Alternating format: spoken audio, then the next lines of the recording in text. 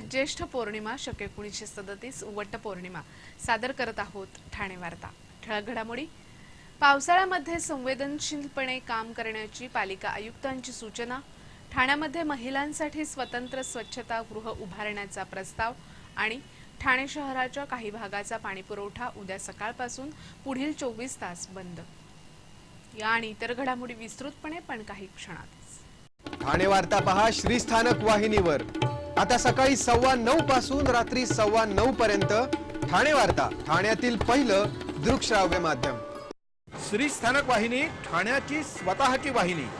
ठाण्यातील घडामोडी, कार्यक्रम, वादविवाद, अगदी गाणी, नाटक याचा आनंद घर बसल्या पहा श्रीस्थानक वाहिनी। आपल्या ठाण्याचं हक्काचं व्यासपीठ श्रीस्थानक वाहिनी।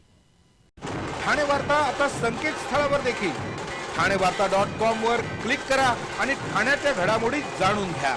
ठाण्यातील पहिलं ऑनलाईन माध्यम ठाणेवार्ता.com।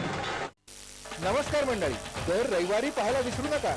नमस्कार मंडळी, आपल्या प्रश्नांचं थेट उत्तर। ठाणे वार्ता पहा श्रीस्थानक वाहिनीवर। आता सकाळी 9:15 पासून रात्री 9:15 पर्यंत ठाणे वार्ता, ठाण्यातील पहिलं दृकश्राव्य माध्यम।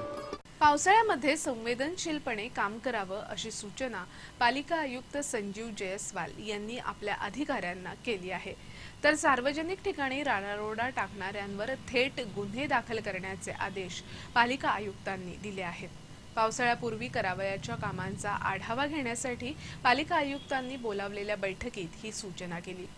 नालेसफाई, रस्त्यावरील खड्डे बुजवणं, गटारावरील चेंबर्स, धोकादायक इमारतींच्या बाबत संवेदनशीलपणे आणि युद्ध पातळीवर काम करावं अशा सूचना पालिका आयुक्तांनी या बैठकीत दिल्या। शहरातील साफसफाईबाबत कुठलीही हयगय चालणार नाही असं स्पष्ट करून शहरात साफसफाई न दिसल्यास संबंधित अधिकाऱ्याला जबाबदार धरलं जाईल अशी स्पष्ट ताकीद त्यांनी या बैठकीत दिली। शहरातील सर्व नाल्यांची साफसफाई योग्य पद्धतीने करण्यात यावी। नाल्यातून काढलेला गाळ, पदपथावर काढून ठेवलेला गाळ, पावसाळ्यापूर्वी खोदण्यात आलेले रस्ते, झाडाच्या फांद्या छाटणे अशी कामं प्राधान्याने करावीत असे आदेशही त्यांनी या बैठकीत दिले। अतिधोकादायक इमारतींच्या बाबतीत या इमारती खाली करून कोणत्याही परिस्थितीत तोडण्याचे आदेश दिले। तर धोकादायक इमारतींबाबत सर्व कायदेशीर प्रक्रिया पूर्ण करून कारवाई करण्याचे आदेशही त्यांनी दिले। या पावसाळ्यामध्ये कोणत्याही प्रकारची जीवितहानी होणार नाही याची दक्षता सर्वांनी घ्यावी असं आवाहनही पालिका आयुक्त संजीव जयस्वाल यांनी या बैठकीत केलं। निसर्ग वैभव लाभलेल्या येऊरच्या गावपाड्यांमध्ये पाण्याचं दुर्भिक्ष्य असून याच येऊरमधील हॉटेल, फार्म हाऊस आणि बंगल्यांवर मात्र धोधो पाणी मिळत असून आदिवासी पाडे मात्र कोरडे असल्याचा विरोधाभास सध्या दिसत आहे। येऊरमध्ये सध्या पाण्याची बिकट समस्या बनली आहे। या परिसरात जलवाहिन्या सोडाच पण नागरिकांसाठी कूपनलिकाही नसल्याची रहिवाशांची तक्रार आहे। येऊरमधील आदिवासी पाण्यासाठी पायपीट करत आहेत। खड्ड्यातील गढूळ पाण्याचा नाईलाजाने पिण्यासाठी वापर केला जात आहे। तर याच येऊरमधील हॉटेल आणि फार्म हाऊसमध्ये मुबलक पाणी पुरवठा होत आहे। यावरून शहराचा विकास योग्य पद्धतीने झाल्याचं दिसून येत आहे। महिला वर्गाची स्वच्छतागृहाअभावी होणारी कुचंबणा आता टळणार असून ठाणे महापालिका ठाण्यामध्ये महिलांसाठी स्वतंत्र स्वच्छतागृह उभारणार आहे। स्थायी समिती सभापती नरेश म्हस्के यांनी सर्व सुविधांनी युक्त अशी महिलांसाठी स्वतंत्र स्वच्छतागृह उभारावीत असा प्रस्ताव मांडला आहे। मुंबई उच्च न्यायालयाने महिलांसाठी स्वतंत्र स्वच्छतागृह उभारण्याचे आदेश सर्व महापालिकांना दिले आहेत। त्यानुसार म्हस्के यांनी हा प्रस्ताव सादर केला। अलीकडे कामाच्या निमित्तानं बाहेर पडणाऱ्या महिलांची संख्या लक्षणीय असल्यानं स्वच्छतागृहाअभावी महिलांची अडचण होते। यासाठी वर्दळीच्या ठिकाणी म्हणजे बस स्थानकं, रेल्वे स्थानकं, शासकीय कार्यालय अशा ठिकाणी ही स्वच्छतागृह उभारावीत। या स्वच्छतागृहांमध्ये महिलांसाठी 2 स्वदेशी, 2 विदेशी आणि अपंगांसाठी एका शौचालयाची रचना, स्नानगृह, कपडे बदलण्यासाठी स्वतंत्र व्यवस्था अशा सोयी सुविधा असाव्यात असा प्रस्ताव नरेश म्हस्के यांनी मांडला आहे। ठाणे शहराचा पाणीपुरवठा उद्या सकाळपासून पुढील 24 तास बंद राहणार आहे। ठाणे महापालिकेच्या स्वतःच्या 210 दशलक्ष लिटर पाणी योजनेवर तातडीची निगा आणि देखभाल करण्यासाठी हा पाणीपुरवठा उद्या म्हणजे बुधवारी 3 जून सकाळी 9 पासून गुरुवार 4 जून सकाळी 9 वाजेपर्यंत बंद ठेवण्यात येणार आहे। यामुळे ठाणे शहर, पाचपाखडी, ऋतू पार्क, सिद्धेश्वर, महागिरी, नौपाडा, उथळसर, वागळे, लोकमान्य नगर, वृंदावन, सरई, कळवा, खारेगाव, रेतीबंदर, मुंब्रा, घोडबंदर, ओवळा, माजिवडा, बाळकुम, कोलशेत, ब्रह्मांड, पवारनगर, टिकूचिनीवाडी, विजयनगरी आणि खारटन या परिसराचा पाणीपुरवठा 24 तास बंद राहील। प्रेमाच्या तिढ्यातून एका महिलेची हत्या होण्याची घटना दिवा इथे घडली आहे। डोंबिवलीत राहणारा अमर पाटील याचं शाळेपासूनच स्वप्नाली घाडी हिच्याबरोबर प्रेमसंबंध होतं। दोघेही एकाच इयत्तेत एकाच शाळेत शिकत होते। प्रेम प्रकरणात अडकल्यानं अमर शालांत परीक्षेत नापास झाला तर स्वप्नाली पास झाली। अमर रेशन दुकानात काम करत असताना त्याचे दुसऱ्या एका मुलीशी सूत जुळलं।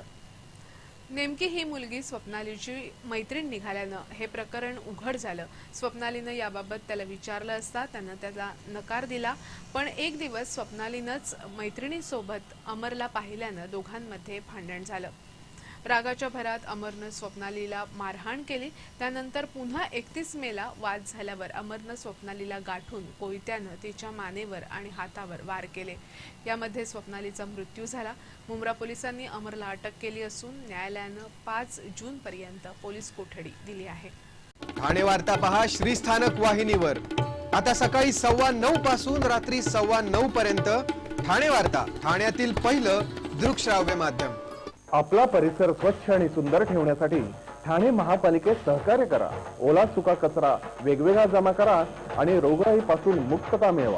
ठाणे वार्ता आता संकेतस्थळावर देखील ठाणेवार्ता.com वर क्लिक करा आणि ठाण्याच्या घडामोडी जाणून घ्या। ठाण्यातील पहिलं ऑनलाईन माध्यम ठाणेवार्ता.com। डॉक्टर आणि रुग्णांचं पिढ्यानपिढ्यांचं जिव्हाळ्याचं नातं म्हणजेच डॉक्टर बेडेकर हॉस्पिटल। आता अत्याधुनिक सोयी सुविधा आणि तंत्रज्ञान युक्त वंध्यत्व निवारण केंद्रात IVF आणि टेस्ट ट्यूब बेबीचीही सुविधा। Doctor Bedekar hospital, Maharshi Karvepath, Thane. 65 वर्षांची निरंतर सेवा। Jaipuri jewellery exhibition cum sale, 50% बचत। American diamond sets, mangalsutra, fancy bracelet, fancy earring top, radium आणि गोल्ड प्लेटेड बांगड्या आणि अन्य ज्वेलरी फक्त जयपुरी ज्वेलरी एक्झिबिशन मध्ये, अशोका बेसमेंट जवळ, गोखले रोड, नौपाडा, ठाणे पश्चिम। ठाणे वार्ता पहा श्रीस्थानक वाहिनीवर। आता सकाळी 9:15 पासून रात्री 9:15 पर्यंत ठाणे वार्ता, ठाण्यातील पहिलं दृकश्राव्य माध्यम। वाहन चालक परवान्यासाठी आता वाहन चालवण्याच्या प्रात्यक्षिकासह प्रादेशिक परिवहन विभागाचं मार्गदर्शनही आवश्यक करण्यात आलंय। वाढत्या अपघातांमुळे तसंच नवशिक्या वाहन चालकांच्या सामान्य ज्ञानात भर पडावी यासाठी प्रादेशिक परिवहन विभाग दर गुरुवारी वाहन चालकांना मार्गदर्शन करणार आहे। व्यसनाधीनता, नियमांचं उल्लंघन यामुळे अपघातांना नियंत्रण मिळतं।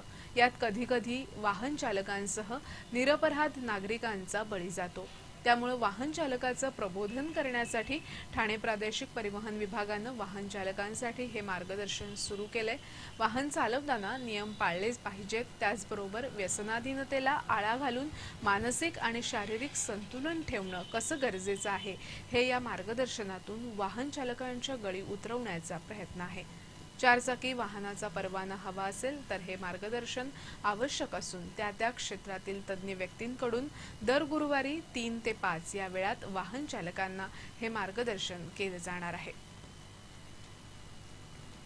122 वर्ष सातत्यानं वाचन चळवळ राबवणं हे सोपं काम नसून कौतुकास्पद गोष्ट असल्याचं सांगत पुस्तक लिहिताना एखादी गोष्ट सांगितल्याप्रमाणे पुस्तक लिहावं असा सल्ला माहिती तंत्रज्ञान तज्ञ अच्युत गोडबोले यांनी ठाण्यात बोलताना दिला। मराठी ग्रंथसंग्रहालयाच्या 122व्या वर्धापन दिनाचं औचित्य साधून वा रेगे पुरस्कार प्रदान करण्यात आले, त्यावेळी गोडबोले यांनी हा सल्ला दिला। दरवर्षी मराठी ग्रंथसंग्रहालयाच्या वर्धापन दिनी म्हणजे 1 जून रोजी वा रेगे पुरस्कार देऊन साहित्यिकांचा गौरव केला जातो। यावर्षी ललित विभागात आदिनाथ हरवंदे यांच्या जिगीषा कादंबरीला आणि क्षितिज कुलकर्णी यांच्या चिंब कादंबरीला वाव रेगे पुरस्कार विभागून देण्यात आला, तर ललितेतर विभागात दाऊद दळवी यांच्या भारतातील मुस्लिम स्थापत्यकला या ग्रंथाला हा पुरस्कार देण्यात आला. मराठी ग्रंथसंग्रहालयात सध्या 1.5 लाख पुस्तकं असून पुढील काळात ग्रंथालयाच्या आधुनिकीकरणावर भर दिला जाणार आहे. आज वटपौर्णिमा. ठाण्यात आज वटपौर्णिमेचं व्रत महिलांनी मोठ्या उत्साहात आणि भक्तिभावानं साजरं केलं. तमाम हिंदू स्त्रिया आपल्या पतीसाठी वटपौर्णिमेचं व्रत आवर्जून करतात. वड हा भारतात सर्वत्र आढळणाऱ्या वृक्षांपैकी एक वृक्ष आहे. या वृक्षाशी निगडीत असलेल्या या सणामागची पौराणिक कथा म्हणजे सावित्री सत्यवानाची.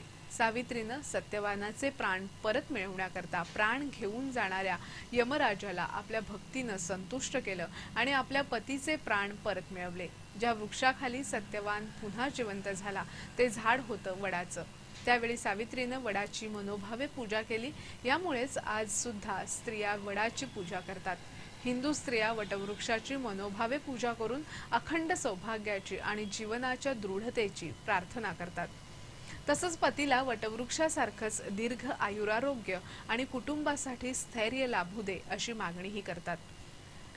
वटवृक्षाला अक्षयत्वाचं आणि अमरत्वाचं वरदान आहे. त्यामुळे त्याची पूजा करून आत्मीयता साधण्याचा प्रयत्न वटपौर्णिमेच्या दिवशी करण्यात येतो. हल्लीच्या बदलत्या युगामध्ये घरामध्येच वटवृक्षाची एखादी फांदी आणून तिची पूजा करण्याची प्रथा वाढत आहे. पर्यावरणवाद्यांनी वडाच्या फांद्यांची नव्हे तर वडाच्या झाडाची पूजा करावी असं आवाहन केलं होतं. या आवाहनाला चांगला प्रतिसाद मिळत असला तरी वडाची फांदी विकत घेण्यासाठीही महिलांची झुंबड उडाल्याचं चित्र काल ठिकठिकाणी दिसत होतं. विविध मंदिरांमध्ये असणाऱ्या वडाच्या झाडाची पूजा करून वटपौर्णिमेचं व्रत महिलांनी साजरं केल्याचं चित्र दिसत होतं.